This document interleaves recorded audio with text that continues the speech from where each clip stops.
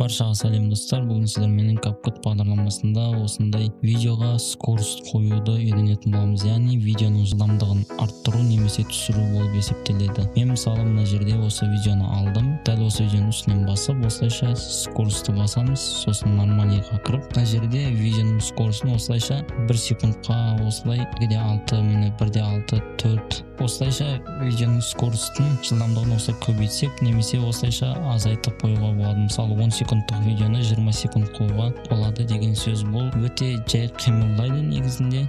Өте жай жылдамдық. Мына жерде максимально 1 минут 40 секундқа дейінгі жылдамдықты берсе болады екен деген сөз. Ал енді бұл жерде біз орташа өзінің скоростын қоямыз. Жалпы сіздерге бұл түсінікті болды деп ойлаймын. Ал енді мына жерде екінші скорост бар екен. Бұл кривой деген бар. Яғни мына жерде графиктер тұр. Дәл осы графикті алсаңыз, бұл дайын шаблон сіздің видеоңызға осындай дәл осындай график беретін болады. Яғни мысалы мына жақта тездеп келеді, мына жерде бәсеңдейді, сосын қайтадан тездеп кетеді деген сөз видео. Енді бұл жерде сіздер мына пользовательскийға кіріп, өздеріңіз қалауларыңызша осындай график қойсаңыздар болады. Мен мысалы былай график қоямын. Мына жерде добавить етсеңіздер де болады. Мысалы мына добавить ритм деп тұр. Дәл осындай мына адам секірген жеріне осылай ключ қойдым мен. Неге дәл осы секірген жерінде скорост азаяды, сосын қайтып өзінің қалпына келеді деген сөз. Жерде енді андай бар, плавность, высокий качество деген бар. Сіздер дәл осы скорост қоятын болсаңыздар, сіздердің видеоларыңыздың качествосы более анық шығады деген сөз.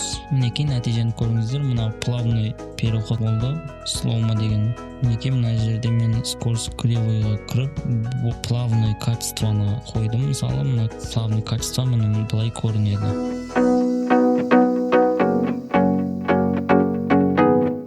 Жалпы видеода монтаж жасауда дәл осылай сіздер скорост қойсаңыздар болады. Егер қаласаңыздар, мына жердегі бүткіл дәл осындай точкаларды графиктен удалить етіп, добавить етіп қосуларыңызға да болады деген сөз. Мысалы мінекей дәл осылай қойсаңыздар да болады. Мына жерде ең минималды 2 точка қалады. Осы 2 точкамен де скорост қоюларыңызға да болады видеоларыңызға. Жалпы сіздерге видео түсінікті болды деп ойлаймын. Келесі видеоларда кездескенше сау болыңыздар.